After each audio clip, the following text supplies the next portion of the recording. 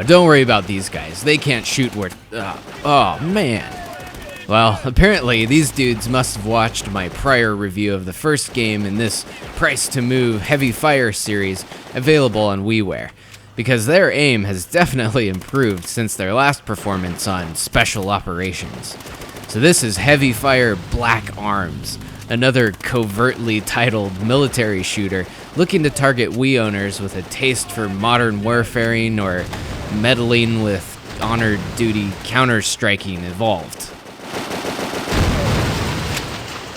So Black Arms pretty much follows the same formula as its predecessor, with very straightforward arcade-style on-rail shooting gameplay, retaining the same scoring system and gradual weapon upgrades as before, and of course, mowing down thousands of cookie-cutter bad guys with your Wiimote. This time around, you'll find yourself in the South American jungle, and actually, the environments in Black Arms look a bit nicer than the drab Middle Eastern stages of Special Ops, but that's all relative. It still looks pretty comparable to graphics from the 6th or maybe even 5th generation of consoles.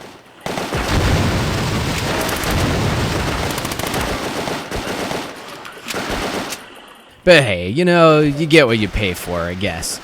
And surprisingly, there's actually a few other nice upgrades added to this $5 sequel.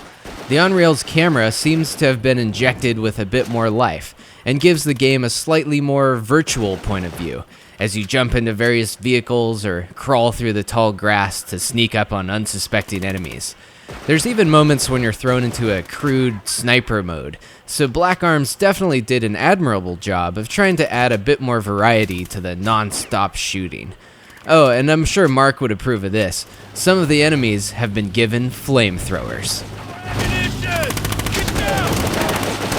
And on top of those small improvements, like I said earlier, the enemy's aim has also gotten a bit better, and Black Arms has ramped up the challenge a little bit.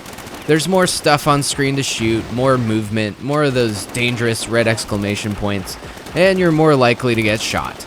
Mid-level checkpoints have been added to accommodate, fortunately.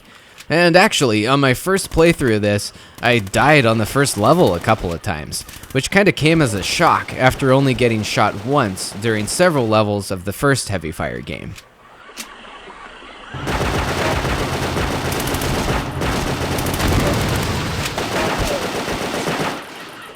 So Black Arms is certainly a step up from Special Operations in many ways, but unfortunately that's not saying much. At its core, it still has the repetitive gameplay and generic atmosphere, and I can really only recommend this one to hardcore on-rails shooter fans that have 500 Wii points to burn.